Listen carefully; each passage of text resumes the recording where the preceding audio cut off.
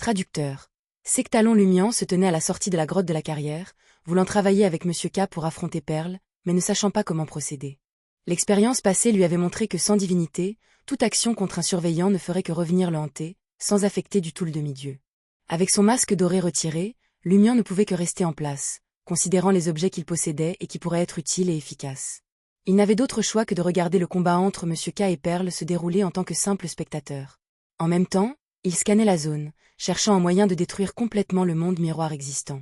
Anthony a gardé sa posture et a continué à dessiner sur l'album de peinture vierge, auquel il manquait une page. Son sujet actuel devait être Madame la magicienne. Alors qu'il observait les mouvements de Monsieur K et écoutait chaque coup, Lumian sentit une légère corruption s'insinuer dans son esprit. Cela l'a surpris que Monsieur K puisse tenir la surveillante à distance dans une certaine mesure, sans avoir peur de ses accusations et armé d'un moyen de lui faire du mal. Lumian espérait silencieusement que même si K ne pouvait pas vaincre Perle, il serait au moins capable de la chasser. Rassemblant la force de sa taille et de son tronc, Monsieur K balança le haut de son corps alors qu'il descendait, amenant l'épée large sombre sur la tête du surveillant Perle pour la 3e fois. Perle est resté immobile, n'utilisant aucune capacité de type traversée du miroir pour échapper, ni roulant sur le côté. Elle se tenait fermement à côté du rocher en saillie, son corps devenant noir comme du sang et se dissolvant dans une ombre qui se dissipait constamment.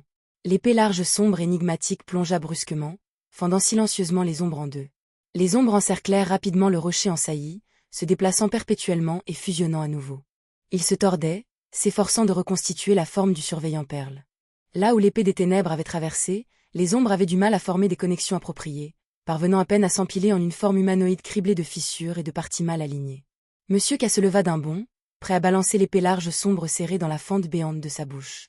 Soudain, son corps rétrécit rapidement, l'armure noire et froide qui l'enveloppait disparut.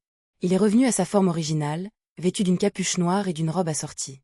L'ombre assemblée de manière précaire a progressivement perdu sa couleur noire, révélant une peau humaine et une robe rouge vive centimètre par centimètre.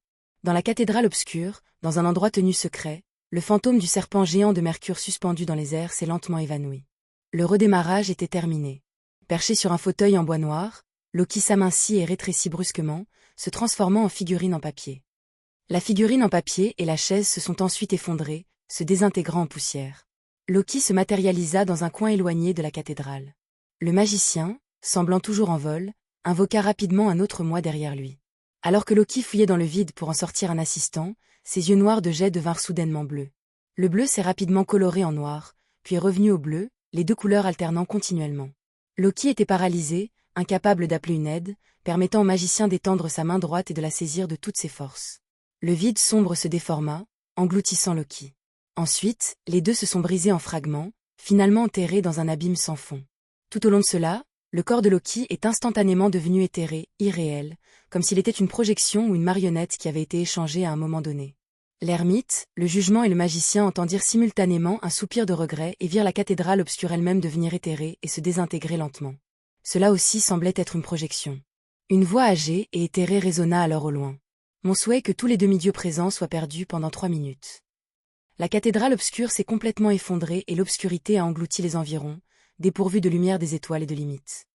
Dans le monde miroir spécial, réalisant que Monsieur K ne pouvait plus maintenir son état de demi-géant amélioré par la divinité et que la surveillante Perle était sur le point de revenir à sa forme humaine, le premier instinct de Lumian fut de se transformer en un être d'ombre et de fuir à travers la fracture grandissante dans le monde miroir pour trouver d'autres alliés. Cependant, il ne savait pas si Monsieur K avait utilisé des objets mystiques à son entrée, et si la transformation de l'ombre à elle seule permettrait le passage à travers la fissure du monde miroir. Alors que Lumian regardait le visage du surveillant Perle apparaître progressivement, ses yeux et ses narines mal alignées verticalement, une prise de conscience soudaine le frappa. Moi aussi, je peux blesser un surveillant. Si Monsieur K peut le faire, moi aussi. Mon destin est lié à celui de Thermiboro. Dans une certaine mesure, nous pouvons être considérés comme tels. Je sais depuis longtemps que je possède un faux niveau angélique. Les pouvoirs et les objets que j'utilise ne détiendront pas la divinité et ne pourront pas toucher un surveillant, mais je devrais pouvoir le faire moi-même. Je deviendrai ma propre arme. Ces pensées traversèrent l'esprit de Lumian alors qu'un sourire légèrement maniaque se dessinait sur son visage. Son sang semblait bouillir, comme enflammé. En un éclair, il disparut et réapparut devant le surveillant Perle. Ses yeux avaient déjà pris une teinte noire de fer, révélant quelques taches pâles qui marquaient les vulnérabilités de Perle. L'un de ces endroits se trouvait juste en dessous du côté gauche de son visage. Avant que les ombres de Perle ne puissent reconstituer complètement le surveillant, une multitude de flammes blanches incandescentes jaillirent du corps de Lumian.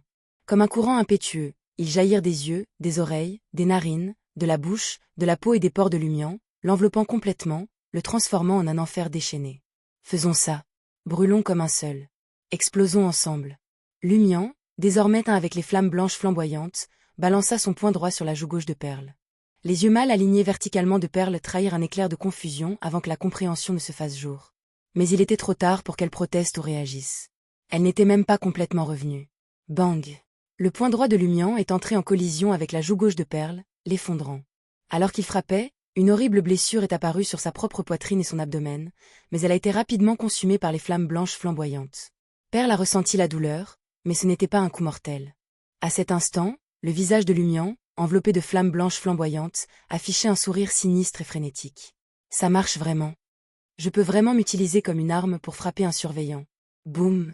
Il a fait exploser son bras droit, en utilisant les flammes blanches incandescentes qu'il lui avait préinjectées pour le faire exploser. Son poing droit, propulsé par une vague de flammes blanches et flamboyantes, transperça la joue gauche de Perle et pénétra son crâne. Abattage. Crac! Le monde miroir spécial, avec sa barrière sombre et ses nombreuses fissures, a laissé échapper un son fracassant. Il s'est rapidement désintégré et s'est effondré. La tête de Lumian a reçu un coup invisible, son crâne s'est effondré et ses dents sont tombées. Privé de son bras droit, il a été projeté dans les airs, tout son corps enveloppé de flammes blanches flamboyantes. Son visage se tordit d'agonie, mais ses yeux brillaient d'exaltation. Succès. Il a vu une horrible blessure rouge sang sur le côté gauche du visage du surveillant Perle. À l'intérieur de la blessure, un brouillard blanc pâle se mêlait au cerveau blanc grisâtre. Le poing brisé l'avait déchiré et enflammé. Alors que les flammes blanches flamboyantes disparaissaient, l'œil droit restant du surveillant Perle s'est émoussé et son corps s'est lentement effondré. La cage emprisonnant Franca et Jenna s'est rapidement désintégrée. Monsieur K, observant cela, hocha la tête avec approbation. Lumian est comme moi. Le style de combat est assez similaire. Le seul défaut est qu'il n'a pas loué le seigneur à haute voix lors du coup final. Au même moment, la tête de Lumian a bourdonné et il a failli s'évanouir. Il s'est effondré au sol, au bord de la perte de conscience. Il a réussi à rester éveillé uniquement parce qu'il avait subi une digestion importante de la potion Reaper. C'était comme s'il avait effectué une autre destruction massive près de l'ancienne tombe pendant le festival des rêves.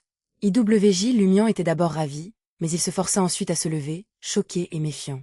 Il savait que la digestion devait résulter de son élimination du surveillant Perle, mais un demi-dieu ne devrait-il pas lui suffire pour digérer complètement la potion du faucheur? Lumian éteignit les flammes blanches incandescentes qui brûlaient à l'intérieur et à l'extérieur. Avec sa main gauche, il récupéra l'agent de guérison et la boucle d'oreille de lit obtenue auprès de Jébu dans son sac du voyageur, tout en examinant le cadavre du surveillant Perle. À ce moment-là, le monde miroir spécial s'est complètement effondré et ils se sont retrouvés dans la réalité, à l'intérieur de la grotte de la carrière avec une entrée fixe du monde miroir. À côté du rocher saillant où se tenait Perle, il n'y avait aucun cadavre ni brouillard blanc en vue. Lumian a repéré une peinture à l'huile accrochée à la paroi rocheuse correspondante. Le tableau avait l'air déchiré et ruiné, mais on pouvait à peine discerner qu'il représentait autrefois une femme en robe rouge. Perle?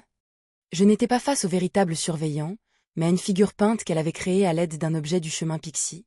Cette peinture à l'huile accorde au demi-dieu représentait une courte durée de vie, mais aucune liberté de mouvement. Est-ce pour cela que Perle n'a jamais bougé et a toujours pris les attaques de front? Au milieu de sa perplexité, Lumian a bu l'agent de guérison que Jébu s'était procuré auprès des disciples de la Grande Mère pour s'assurer qu'il survivrait après 6 heures du matin. À ce moment-là, la voix souriante de Perle résonnait des profondeurs de la peinture à l'huile brisée. Je ne m'attendais pas à ce que mon peintre échoue. Mais peu importe. Ce qui est important, c'est que le vortex soit sur le point de se manifester. Il ne faudra pas longtemps avant que vous soyez officiellement consommé. Tout le monde sera impliqué.